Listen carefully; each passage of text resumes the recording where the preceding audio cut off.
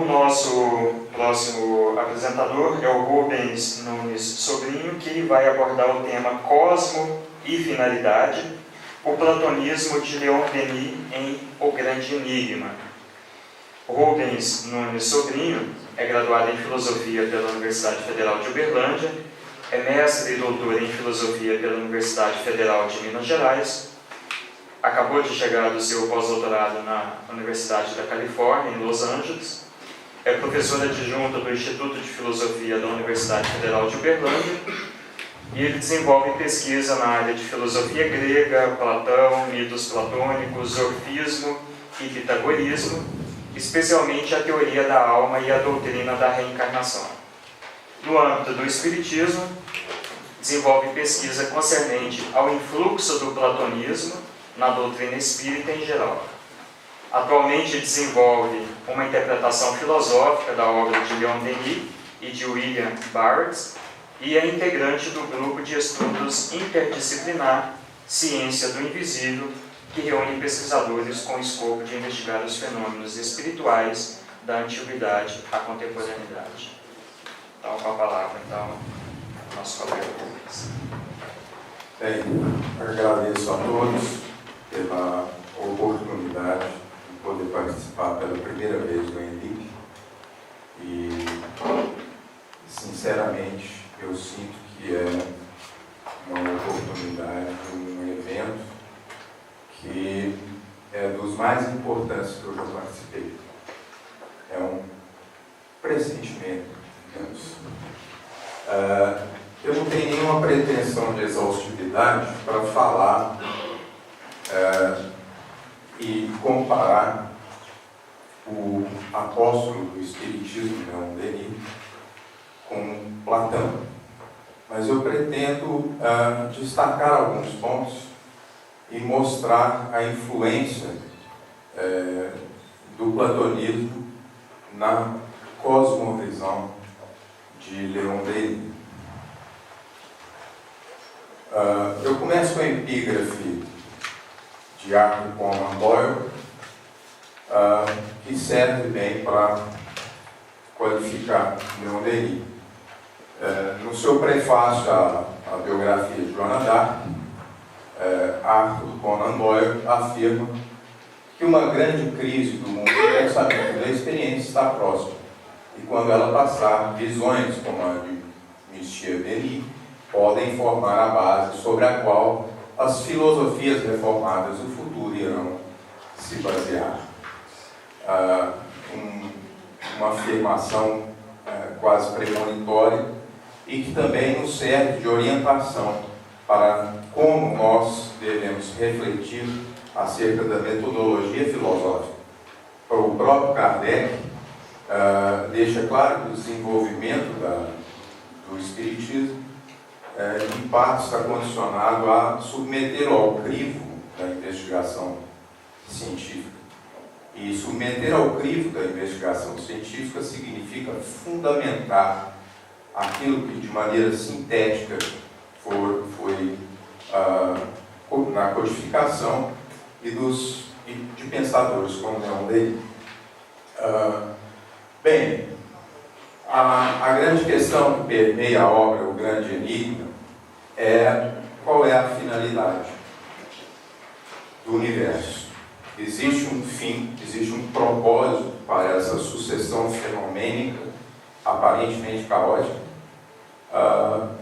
O mundo é um fruto do acaso ou existe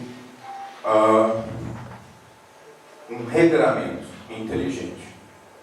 Essa questão também atravessa todos os diálogos platônicos, do primeiro, da Apologia de Sócrates, até as leis. Como conciliar a profusão de fenômenos aparentemente caóticos com o fato de que deve haver um sentido subjacente a todas as coisas.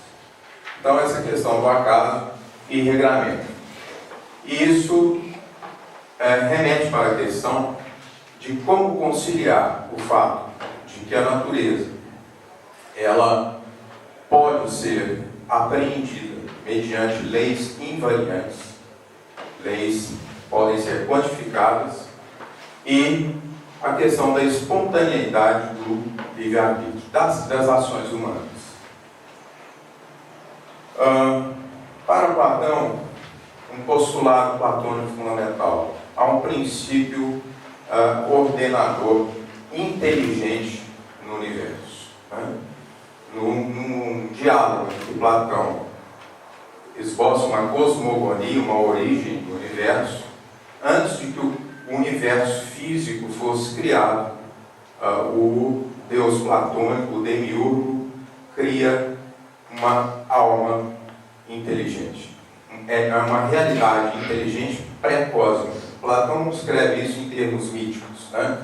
Então a questão, Platão fundou a teleologia, ou seja, o postulado de que todas as ocorrências possuem uma finalidade, um propósito, e esse propósito é inteligente. E ele redunda para o bem. Esse propósito é bom.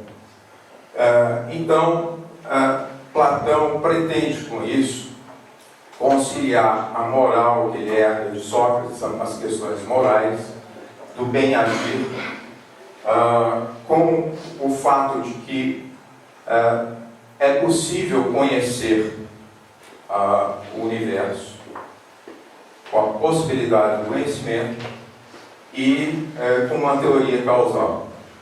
Ou seja, para Platão, o fato de que a ética, a física e a política e a teoria das causas não serem áreas completamente divorciadas umas das outras, isso só é possível através de um vínculo que é a psique, ou a alma, e onde há alma, há inteligência. Então Platão esboça uma cosmologia unificada e isso confere significação.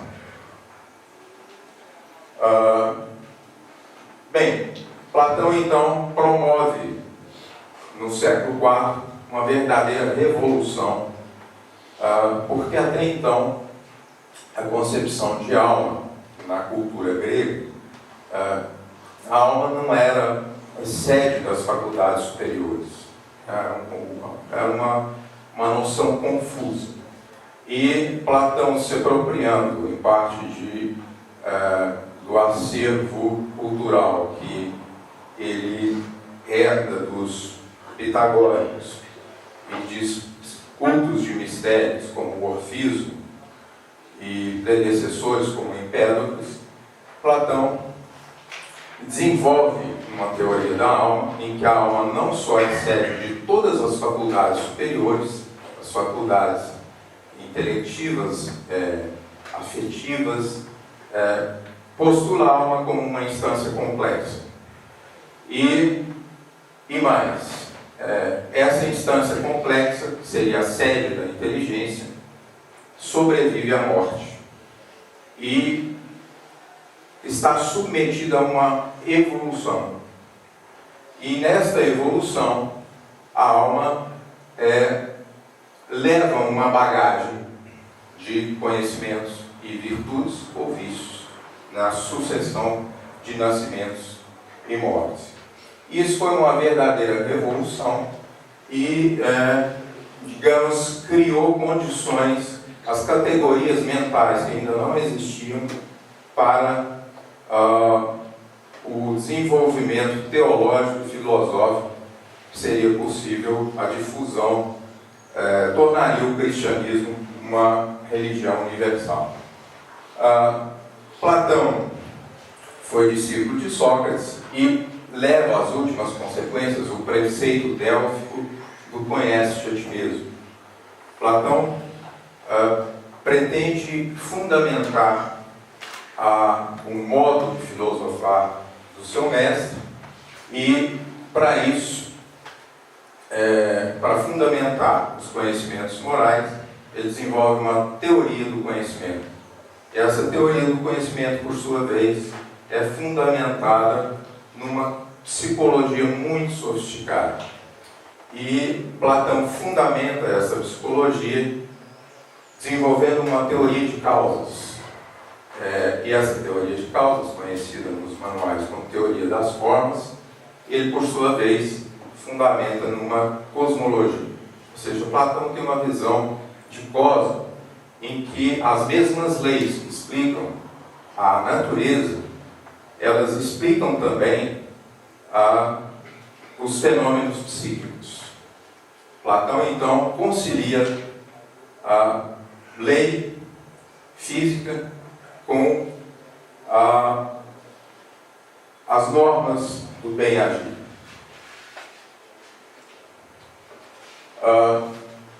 Bom, isso é o que eu acabei de dizer, né? Essa imbricação de áreas que sem a alma seriam compartimentos distantes, né?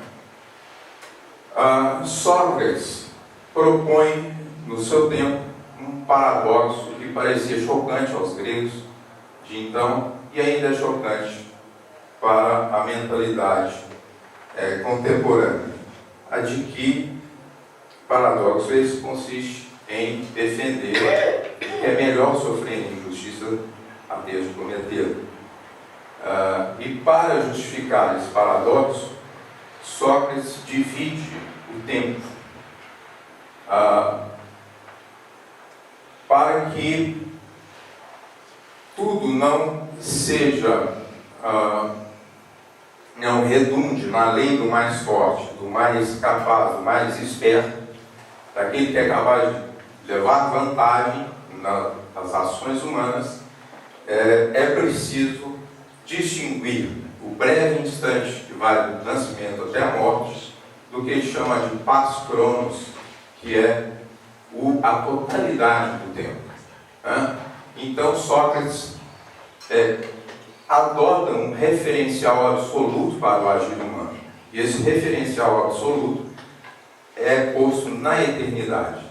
O bem agir, as ações morais, elas devem ser pautadas não no tempo da vida, mas nas consequências que necessariamente advirão para todas as ações, se não nessa vida, após esta vida. Isso modifica completamente a perspectiva do agir humano. Então, e também abre caminho para o fato de que Platão, partindo dessa divisão socrática do tempo, expande isso junto com a sua teoria de causas para o fato de que a alma também está sujeita às leis da natureza. A alma é parte da natureza.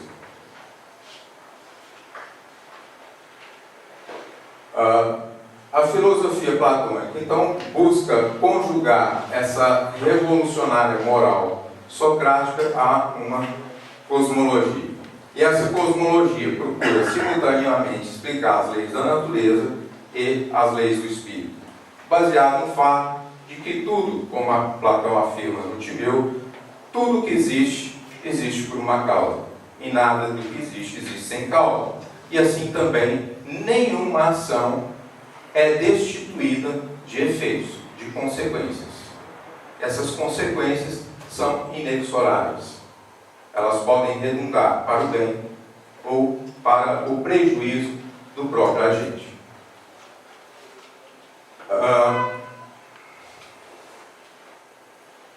Tudo que é engendrado, então, é necessariamente engendrado por uma causa, e Platão estende, então, a causalidade para o âmbito das ações humanas. A alma, os seres vivos, fazem parte da natureza, e por isso eles estão submetidos à mesma lei de causalidade, com a distinção de que, para Platão, todas as coisas que existem na natureza ou são causas ou são efeitos, com uma exceção: a psique. O que determina a natureza da psique, da alma, o que nós entendemos como espírito, são as suas próprias ações, as suas escolhas e o objeto da sua ocupação diária. As ações, os desejos e as escolhas. E no diálogo Fédon, nós vemos Platão dizer que a alma pode aparentar-se, assemelhar-se ao divino, ou ela pode, pela convivência, pelo mau uso que faz da sua condição corporal, assemelhar-se ao material, a um ponto tal que ela chega a quase materializar-se. E aí Platão diz, esses são os fantasmas que são vistos próximos aos túmulos, que eles não conseguem sequer afastar-se do seu corpo. De tão materiais, elas se tornam visíveis. Então a alma, para Platão, ela tem essa faculdade de determinar a sua própria natureza, segundo o objeto das suas ocupações, dos seus pensamentos, dos seus desejos, das suas escolhas. A alma é causa da sua natureza. Sócrates funda, então, a psicologia da alma e Platão fundamenta, desenvolvendo uma psicologia, uma teoria da causalidade, num diálogo chamado Carmides. É muito interessante porque os manuais sempre afirmam, e muitos filósofos que foram severos críticos de Platão, como Nietzsche, por exemplo, afirmam que Platão tinha uma dualidade corpo-alma radical e que uma espécie de ascetismo. Isso não é verdade. A parte em que Platão, em que há uma desvalorização do corpo, isso ocorre no diálogo Fédon, que comemora os últimos instantes de vida de Sócrates, e Sócrates fala, teria razão um filósofo que dissesse que o corpo é causa de todos os entraves, que o corpo atrapalha a filosofia, que quando está doente impede que nós nos ocupemos com os pensamentos. Mas aquele não é Sócrates falando, está inclusive entre aspas no texto. Sócrates se refere a um genuíno filósofo, que possivelmente é ligado à tradição pitagórica, e depois, logo em seguida, ele nega, mas o genuíno filósofo não é esse que desvaloriza o corpo. O genuíno filósofo é o iniciado, é o filósofo. E no Carmides, Platão afirma claramente que os médicos gregos eram ruins porque eles não olhavam todo. Eles olhavam os olhos separados da cabeça e cuidavam da cabeça, tratavam a cabeça sem levar em conta o todo do corpo e cuidavam do corpo sem levar em conta o todo, o rólon. E qual é esse todo?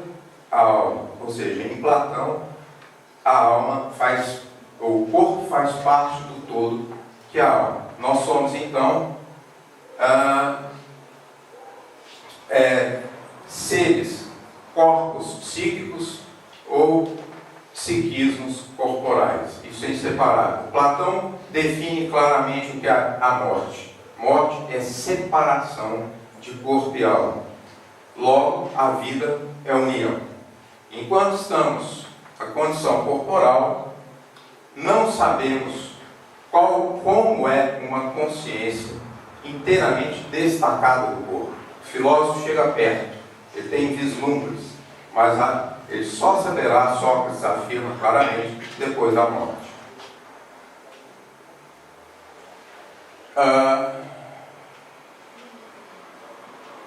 Então, a inteligência permeia todo o universo, em Platão, e essa inteligibilidade é regradora, tanto da condição psíquica quanto do universo. E Leon Denis afirma a mesma coisa. A própria inteligibilidade da natureza é passível de ser expressa em sistemas de equações matemáticas, evidencia que é a inteligência que governa os mundos e rege o universo. Essa inteligência se manifesta através de leis sábias e profundas. É impressionante nas obras de Leon Denis, como O Problema do Ser e do Destino, e especialmente no Grande Enigma, as afirmações platônicas. Como platonista, eu ouso dizer que um dos autores que mais compreendeu Platão, que eu já li em toda a minha vida, foi Leon Denis, que não era filósofo de profissão. Platão afirma: a alma e a inteligência são causas primordiais de toda mudança e do movimento do todo. A alma é princípio e causa do próprio movimento, capaz de mover-se a si mesmo. Denis afirma: a grande causa reconhecida pelas denominações providência, grande arquiteto, ser supremo, Pai Celeste, é sempre o centro, a lei, a razão universal, em que o mundo se conhece, se possui, encontra sua consciência, o seu eu. Parece Platão falando, né? Então, tanto para Platão como para Platão, escolhas e ações desencadeiam efeitos e consequências inexoráveis. E Denis, por sua vez, afirma que sofrimentos são lições austeras, etapas pelas quais adquirimos a compreensão de que a verdadeira felicidade não está nas impressões dos sentidos, mas na perfeição moral. Platão, por sua vez, afirma que o vínculo causal no cosmos implica leis causais, e essas leis causais abarcam a alma e suas escolhas. Leon Denis afirma: tudo está regulado em vista de um objetivo, que é o aperfeiçoamento contínuo do ser e o crescimento nele da soma do bem e do belo. Todos os seres estão ligados uns aos outros e se influenciam reciprocamente. O universo inteiro está submetido à lei da solidariedade. Para Platão, existe todo o cosmos, é chamado, a palavra cosmos, em grego, significa uma beleza bem regrada. A raiz deu a nossa palavra cosmética, é belo, mas é regrado. Então, segundo Platão, todo o cosmos é vinculado por uma lei de amor, pela filia, a amizade. E eu peço desculpas por ser tão breve e espero ter podido passar a semelhança de fundamentos e princípios. Eu defendo que um dos papéis hoje, um dos desafios para pesquisadores espíritas consista no fato, num esforço, num exercício de fundamentar mensagens que nós recebemos são extremamente densas e sintéticas, como o pensamento de Emmanuel, extremamente filosófico. E Leon Denis, que escrevia intuído, e páginas de uma profundidade, de uma beleza sem par. E essa é uma tarefa que está por se fazer, tanto num acervo tremendamente erudito, como o de Herculano Pires, mas também em mensageiros como Emmanuel e nessas obras de profundidade inesgotável de Leon Denis.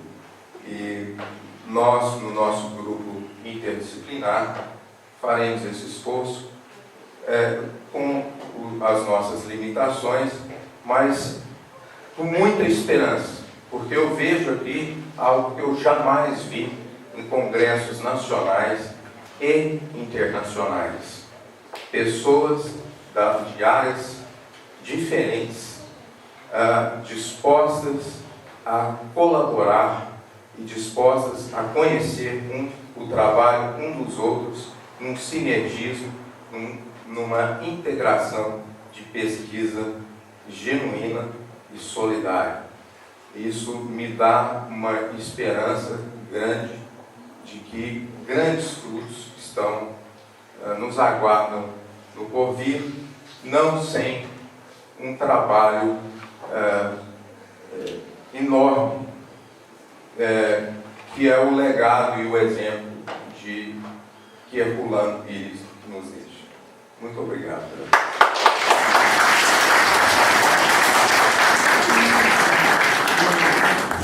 Vamos então para as perguntas, estejam à vontade. É Luiz Guimarães, eu sou de Piracicaba. Na leitura de Emmanuel, eu raramente ou eu nunca vi o Emmanuel criticar um personagem. E no livro A Caminho da Luz, na página 95, me chamou muita atenção que ele faz uma certa crítica a Platão, e dizendo que ele, de certa forma, foi mais ou menos, que eu não lembro direito a coisa, que ele foi um pouco político e prejudicou a imagem de Sócrates, alguma coisa assim. Então, eu estou te dando a informação para depois você pesquisar. Tá? No livro A Caminho da Luz, na página 95. Conheço a passagem, conheço uma referência semelhante também de Humberto de Campos. E Humberto de Campos menciona explicitamente que seria uma mensagem de Sócrates, que ele diria, se referindo ao Fédon, nos seus últimos momentos: vocês acham que eu pediria para sacrificar um galo a Asclépio? Eu escrevi um artigo sobre isso num periódico acadêmico, as últimas palavras de Sócrates. Bem, eu já comentei com os meus colegas que me abordaram acerca dessa questão o seguinte: no meu entendimento, eu não tenho evidências textuais, porque em parte são mensagens de espíritos, mas eu acredito que na década de 50 havia muita confusão a respeito do que teria sido, do quanto Platão teria sido fiel a Sócrates. Bem, o fato é que a grandeza de Sócrates, essa não é questionada. E Platão foi um homem amargurado porque ele desiludiu-se com todos os regimes políticos, foi preso na sua tentativa de instaurar um regime filosófico em Siracusa, foi preso e vendido como escravo, só não conheceu um destino terrível porque o filósofo pitagórico Arquitas de Tarento resgatou. Platão, sim, foi amargurado pelo regime democrático que condenou o seu mestre injustamente, num julgamento injusto, à morte. E abominava a tirania. E nós percebemos essa amargura e alguma acidez ou crítica destrutiva nos seus diálogos, as leis de um diálogo pesado em que Platão foi criticado por introduzir ideias que inspiraram o totalitarismo, inclusive, mas ele não pode ser responsabilizado pelas distorções do porvir. Mas no geral ele, com a sua prova terrível,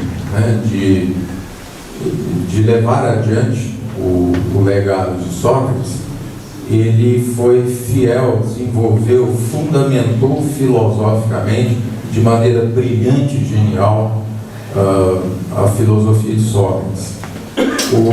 Os problemas, em parte, com o desenvolvimento da crítica textual, eles estão melhor, estão mais claros agora, Então Platão não distorceu tanto assim. Nós podemos matizar um pouco esse juízo, mas naquele momento, se Emmanuel julgou necessário informar isso, é porque havia confusão, possivelmente no próprio meio espírita, de ler Platão ao pé da letra. Se tem uma coisa que não se pode fazer em Platão, é ler ao pé, fazer dele uma Bíblia e ler ao pé da letra. Aliás, nem a Bíblia deve ser lida, apesar de, né? A gente sabe os problemas que estão. E Platão também, né? Ler Platão ao pé da letra aí a coisa fica complicada. Eu acredito, essa é uma opinião subjetiva, havia problemas e dois espíritos, Humberto de Campos e Emmanuel, aludiram a ele para esclarecer ou que as pessoas prestassem atenção no próprio movimento espírita. Não é bem no seu tema, mas eu gostaria de saber qual a ligação do texto das obras de Kardec com Platão, onde você encontra, e você falou de Leon Denis e Platão. Agora, Leon Denis baseia-se em Kardec, ele foi discípulo de Kardec, e onde que temos Kardec com Platão? É isso. A introdução do Evangelho segundo o Espiritismo, Kardec acha Sócrates e Platão tão importantes que ele faz um resumo. Ele faz um resumo das principais concepções que ele julga pertinentes para a codificação de Sócrates e Platão. E ele menciona os dois com o mesmo estatuto. Ele não desvaloriza Sócrates ou Platão. E se não me engano, no Céu e Inferno, dos Réis, ele menciona também a importância de Platão. Sócrates assina, né, mensagens. Então eles participaram efetivamente da codificação espírita enquanto espíritos. E é de presumir que Platão foi amargurado porque ele sofreu uma prova terrível. E nós só conhecemos Sócrates através de Platão, assim como nós só conhecemos Cristo através de Paulo e através dos evangelistas. Paulo foi, tanto quanto Platão, um homem amargurado, extremamente amargo, sofreu, mas se orgulhava das marcas de Cristo. E Platão, todos os seus diálogos sobreviveram pela sua genialidade. O próprio Kardec coloca Sócrates e Platão de maneira indissociável e cita trechos inteiros dos diálogos, né? Fédon, Orges, vários trechos estão ali na introdução do Evangelho. É um trabalho que o nosso amigo Luiz Fernando vai desenvolver, explicitar onde estão aquelas passagens e por que o Kardec está citando ali naquela parte.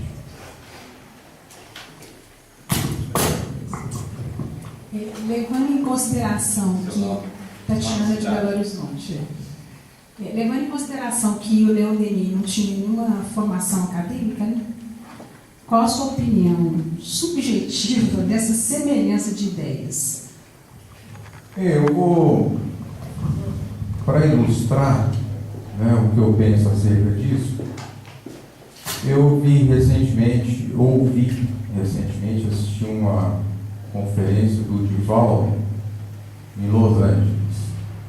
Um homem de 84 anos, referindo-se a pesquisas recentes acerca do bóson de Higgs, sobre o genoma, citando as pesquisas, citando os cientistas, e eu fiquei imaginando, bem, esse sujeito ou ele lê Scientific American o dia inteiro, né, para estar tão bem atualizado, ou tem alguma coisa estranha, mas me parece que não tem tempo de ficar lendo o dia inteiro, porque ele fica fazendo palestra o tempo todo, ele está viajando o tempo todo. Então, como explicar isso, né?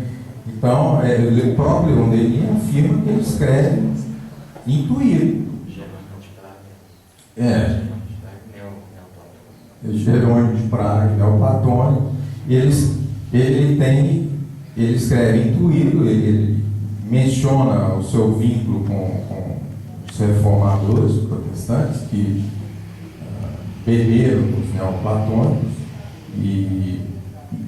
e a sua erudição, né, porque ele frequentava a academia de ciências, um homem que era um estivador, um homem rústico, de origem rústica. Então, é extraordinária a erudição, a atualidade, discutir todos os temas da ciência do seu tempo, e com propriedade, e com um estilo literário admirado e louvado por ninguém menos que Arthur Conan Doyle. Então, realmente, era uma pessoa intuída, e nós vemos o futuro da mediunidade que era que ele tinha.